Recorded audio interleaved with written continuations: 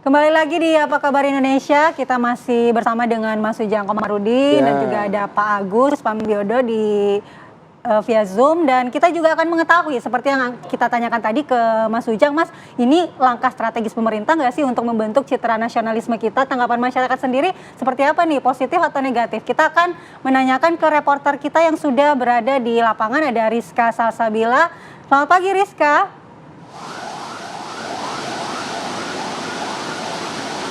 Selamat pagi Andi dan juga pemirsa. Nah, saya sendiri nih turut juga bangga dengan produk Indonesia yang digunakan Presiden Prabowo Subianto sebagai mobil dinasnya, yaitu mobil maung buatan dari PT Pindad Dalam Negeri. Nah, untuk mengetahui lebih lanjut dari masyarakat sendiri, bagaimana sih pendapatnya dari mobil Pindad atau mobil maung Pindad yang nantinya juga katanya akan digunakan untuk para menteri dan juga wakil menteri serta eselon 1.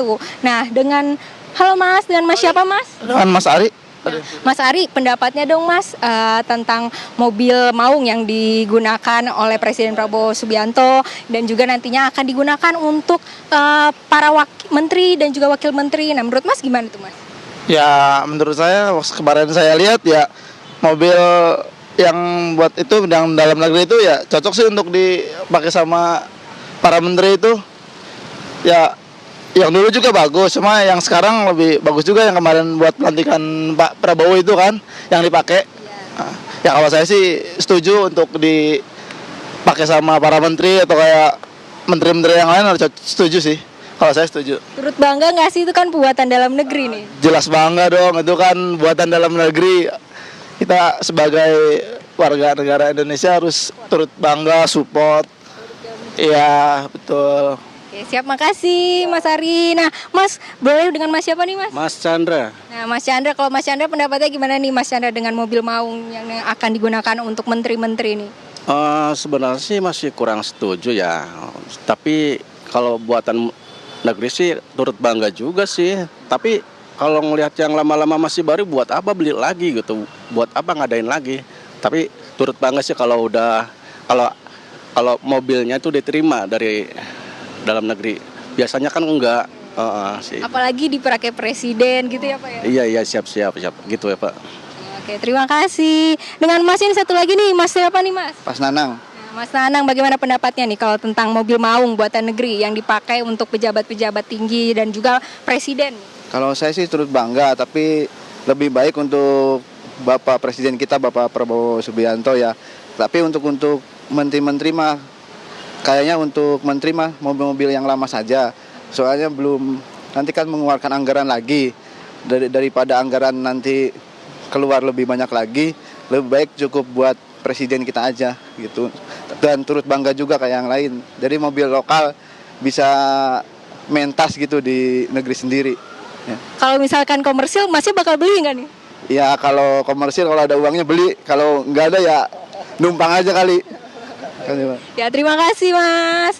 Nah, begitu Andi Kumala dan juga pemirsa, pendapat masyarakat sendiri ini memang turut bangga dengan adanya mobil lokal atau buatan dari dalam negeri sendiri yang bisa digunakan oleh kepala negara, ataupun juga ada beberapa yang kurang setuju mengenai penggunaan mobil dalam negeri sendiri itu untuk para menteri ataupun eselon 1 yang mana masih belum tentu akan digunakan atau tidak. Memang dari Presiden Prabowo Subianto sendiri ini, dari Erick Thohir, Menteri BUMN sendiri telah menyampaikan bahwa Presiden Prabowo Subianto ini telah mengorder sekitar 4.000 lebih mobil maung Pindad untuk digunakan sebagai mobil dinas, yang mana Prabowo Subianto juga sendiri telah menyampaikan untuk meniadakan import mobil untuk mobil dinas dari pemerintahan di Indonesia ini. Demikian.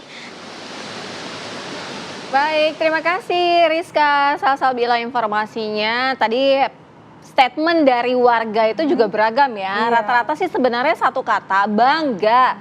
Kalau memang mobil maung Pindad ini kepada produksi Indonesia ya. Kita ada langsung juga tanyakan juga kepada Pak Agus ya. Karena ada juga yang bilang mobil lama diapain? Iya, nah Ntar tadi kan boros, beli betul. lagi yang baru. Pak Agus juga menyoroti tadi ya soal anggaran itu, apalagi kan mobil Maung ini kan juga sekitar 600 jutaan ya. Nah tapi begini Pak Agus, ini kan juga suatu hal yang membanggakan begitu ya. Tadi Kang Ujang juga bilang Indonesia ini belum punya sesuatu hal yang memang buatan dari Indonesia sendiri. Artinya kalau misalnya dari segi anggaran oke, ada yang harus perlu dikritisi, tapi paling tidak ketika ini sudah menjadi kebijakan, artinya akan ada suatu kebanggaan juga Pak Agus. Saya kan bukan tidak setuju, saya setuju. Cuman saya mengingatkan Ya. supaya nanti ketika keluar kebijakan lalu tidak bermasalah baik di dalam negeri maupun internasional. Kan nama kita yang jelek. Jadi sebelum ini lanjut paralel saja.